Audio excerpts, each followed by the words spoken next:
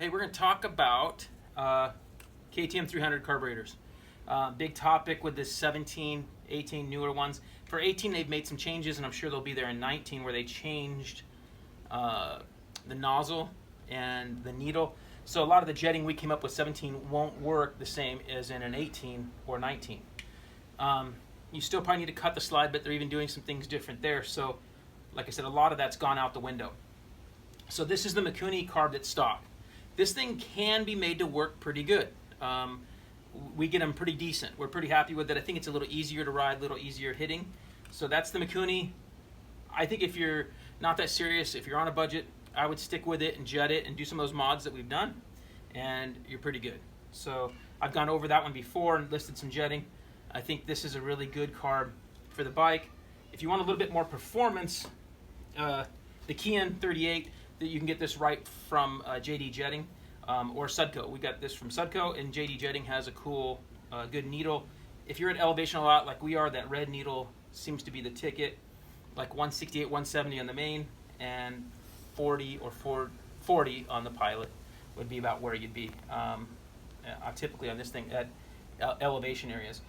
We think this thing makes the best kind of horsepower, like just meat of the power is the Kian. Then lastly, we have the Electron right here.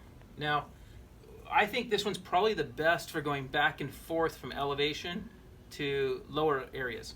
It works. This seems to work the best. The Electron does cost the most between them. So Electron's a good choice, and I think it has the best performance as far as going from high elevation down to low and not having to mess with anything. Most guys don't mess with anything, and it seems like it's fine. You could tweak, do some tuning on it and get better performance at each area, but we don't mess with it anywhere, and it runs just fine. So you get, those are the three carburetors. There are some other things out there, smart carbs and different things we haven't messed with, but the Kian is actually pretty inexpensive, and so I think it's a pretty good fix for the average guy. And I think if you're at altitude a lot and don't want to mess with things, I think the Electron would be the way to go. So hopefully that helps you some.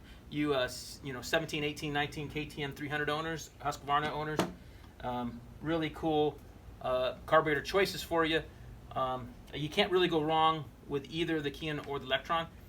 The stock one is good if you're just cruising, but otherwise you're going to need some tuning work to get it like optimal. It's going to have a little cough hesitation area, especially at that trail riding speed.